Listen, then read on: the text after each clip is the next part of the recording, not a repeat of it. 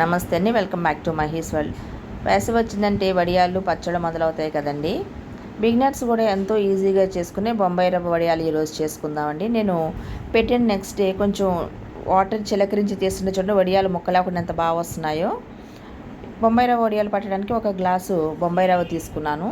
దాన్ని మిక్సీ జార్లో వేసి మెత్తగా పౌడర్లా చేసుకోవాలి.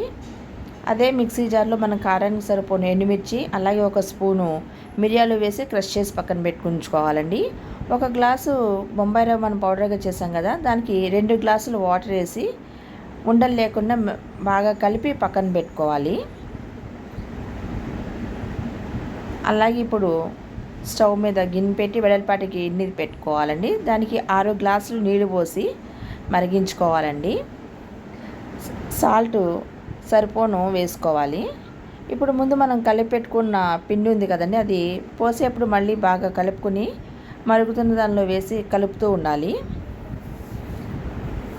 అలా లేకపోతే ఉండకడుతుందండి, అడుగంటుతుంది. మనం కలుపుతూ ఉండాలి.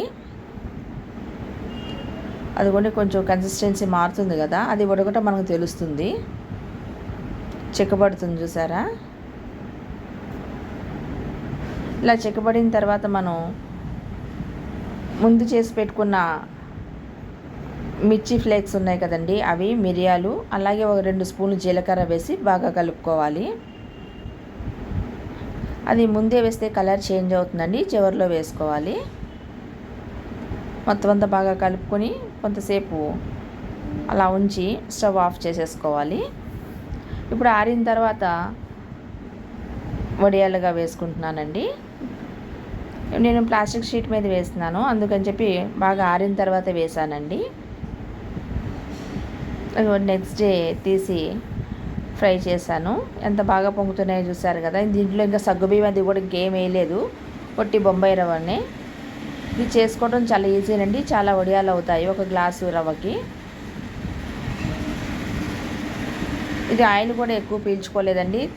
ఇవి చాలా టేస్ట్గా కూడా ఉన్నాయి. పప్పుచారు పప్పులకి మంచి కాంబినేషను. మీకు నచ్చితే లైక్ చేయండి. Thank you for watching.